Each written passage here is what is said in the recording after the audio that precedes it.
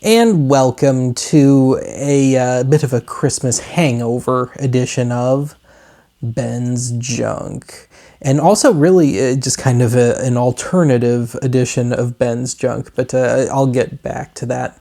So before I forget here, we're going to discuss a guitar today, one that has actually appeared in another Ben's Junk video years ago, probably pushing a decade ago by now. And I only spent like 2 minutes on it there, but today we'll properly discuss this thing. This is an Epiphone ED-100NS, if memory serves. This thing was manufactured probably in 2000, no later than early 2001. And this was my first, real proper steel string acoustic guitar. So here's where the alternative part comes in. I put out a thrifting video just a couple of weeks ago, and there's a segment in there where I found the 10 DVD set of Esteban's Learning Steel String Guitar set. And I didn't pick that thing up for two reasons. One, actually the going rate on Fleabay is cheaper than what the Goodwill wanted. And also, I just didn't wish to sift through 10 DVDs of that stuff. That seemed kind of like overkill to me. So, but it did kind of get me thinking. I remember seeing Esteban flipping past the Home Shopping Network when I was a teenager and into college and all. And I remember him hawking those really cheap-looking guitars. And I figured, well, those things were pretty much firewood in the first place. I'd imagine I could find one of those for less than the cost of shipping at this point. As it turns out, that is not the case. I think those things were like $150 back then, and that seems to be the going rate today. So obviously no inflation adjustment, but just, it seems like they've kind of, in a really warped way, held their value. And I've also just heard over the years kind of horror stories about those guitars where the necks are completely warped, or the neck snaps off, or tuning pegs are just kind of glued on. I've heard all sorts of stuff, so I kind of wanted to be able to examine it. I am not, a real massive guitar expert, but I can generally tell, when something is off, really noticeably off at least. Not that that takes a rocket scientist.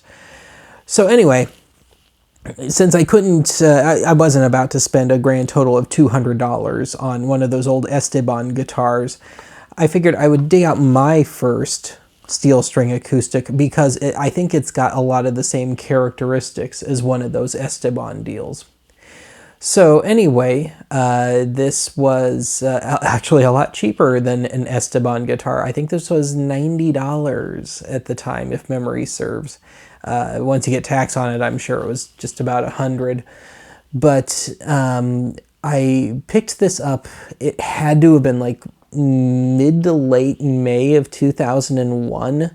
And if I have my own memory in order here, I was 15 years old, and I was working on a really, really terrible record called Around the Sun. Go and watch the Ben's Music Career episodes if you dare. But towards the end of making that, I picked this thing up. I had just been wanting a so-called real proper steel string acoustic guitar because I'd only owned a nylon string thing, kind of like the one Willie Nelson plays prior to that. And indeed, the last 3 tracks or so that I cut for that record involved this thing. And oh, this will just shred your hands. So the neck is a bit warped. Intonation is totally off. The action is way too high. And I'll take a cut at some point and we'll look a little closer. But you may have already noticed a bit of an error on my part. This is also a bit of a time capsule because I replaced this with my Martin acoustic.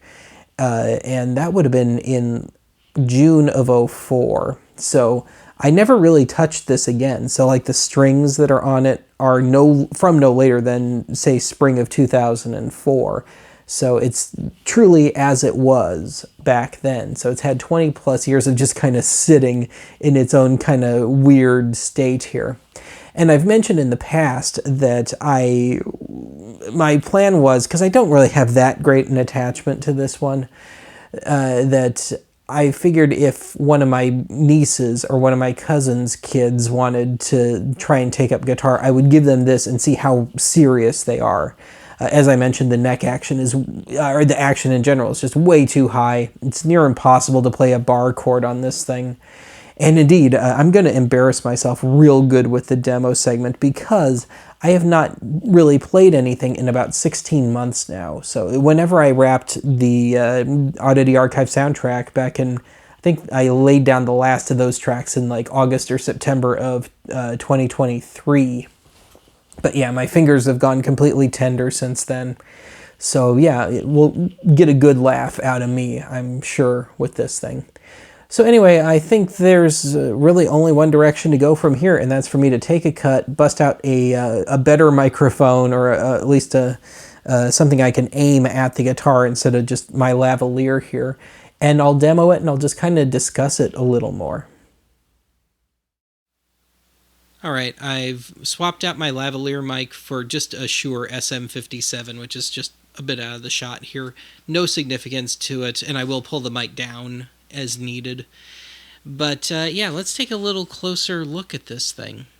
So, as I mentioned already, I have not done a thing with this since no later than the spring of 2004, which means these are still the same strings on here. These are 20-plus-year-old strings now. And I made a bit of a boo-boo whenever the last time I put strings on this thing was. And I think what it must have been was, acoustic strings always cost more than electric ones. And, you can buy 3-packs and stuff of electrics, but you generally only buy one set of acoustic strings at a time. But I made a bad mistake, and I guess I just didn't realize it. But then again, nobody ever accused me of being that bright a kid in the first place. But you might have noticed that I, again, had a little bit of a boo-boo in stringing this. I got it slightly wrong. Now, that doesn't necessarily affect intonation or anything, but it certainly looks funny. But I never did take this out in public. I never played live with this thing. I had already kicked over to my Martin by the time I did my first open mics and stuff like that. So anyway, we have the string issue. And speaking of strings, the low E peg here right at the tip of my pinky, it's never gone back in quite right. Whenever I changed the strings for the first time on this, we'll just say in 2001, it never went down properly again. I don't know what I did, but something done went wrong with it. So otherwise, intonation's really bad between probably the 3rd and the 10th fret. It goes way sharp, and then weirdly enough, it kind of mellows out again the farther up you get. And there's at least a dead fret on here. So let me pull the mic down here and try and keep this in the shot.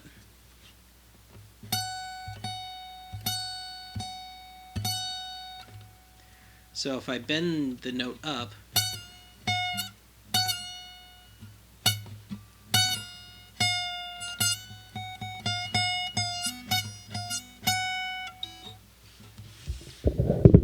yeah.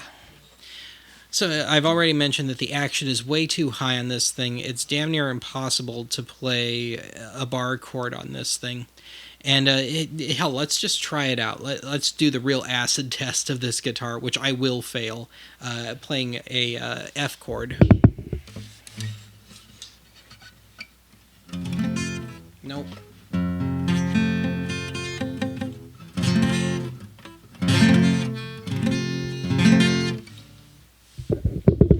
Nope. Now, I had a workaround with that way back when, and I kind of stole it from Paul Simon. So I guess in high school, I saw some footage of Paul Simon from sometime in the 70s, I think playing on Saturday Night Live, I guess, probably catching the reruns on the E channel. But he would play, instead of a full bar chord, he would play just the center 4 strings. So he'd do this reduced thing.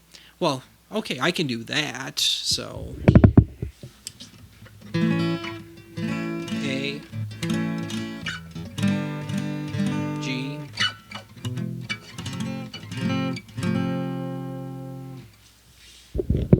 So I could get that ever elusive F chord when I wanted it.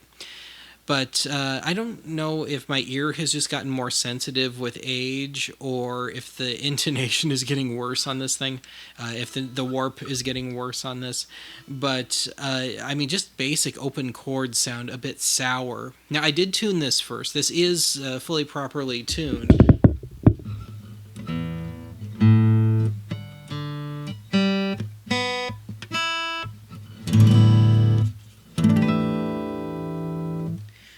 But when I play a D chord comes out the worst. It might sound a little sour.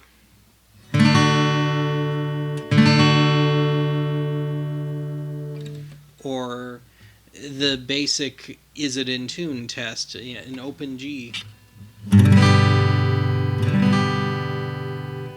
Or if I try and play two E notes next to each other, so an E on the B string and then the open E. And it's sharp to boot, so if I try and bend it,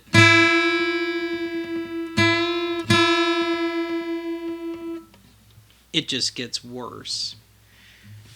So, anyway, come 2003, 2004, and I replaced this in 04, as I mentioned, I had built up some pretty dang good calluses on my hands, even if I never did quite master the bar chords on this, just because of the ridiculously high action on this thing. And indeed, let me try and set my pick down here. I seriously doubt this is going to show on camera, but let's see if I can somehow get a shot.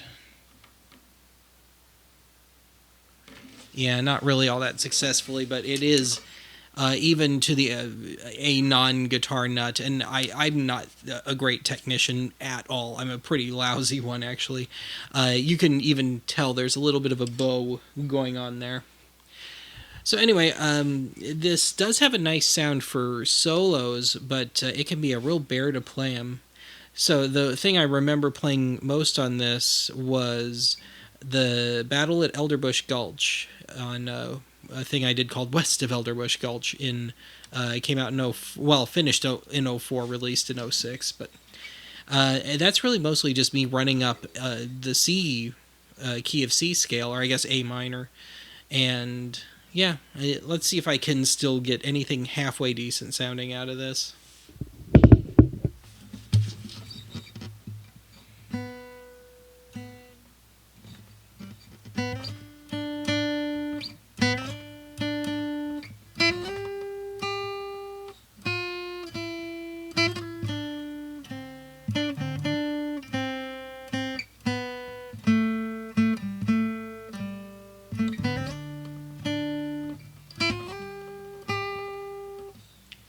And not too terrible. I find myself needing vibrato with this.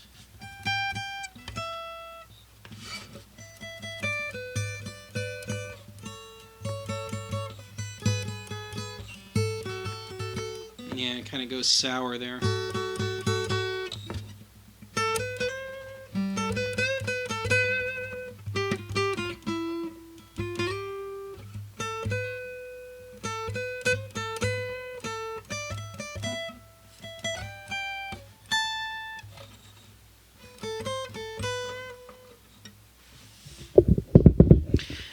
Now, over the years, I've kind of grown to, for whatever reason, favor lower fret stuff, kind of pull-offs and hammer-ons, but I kind of struggle with it at this point.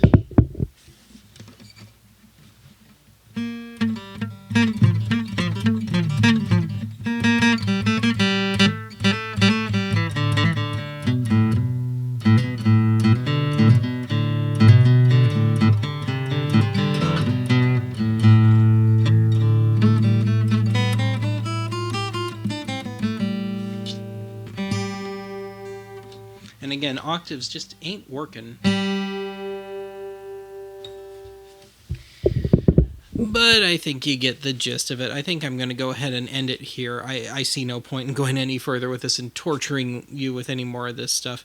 I may cover some of my other guitars in a little more depth someday, but yeah, this is just, again, a thing to do on one of those weeks where I just don't think anybody's really watching, and I see no point in doing a real big, proper as they get Ben's junk video. So anyway, I'm just going to go ahead and call it a night here. I think everybody gets the idea. I'll talk to you again soon.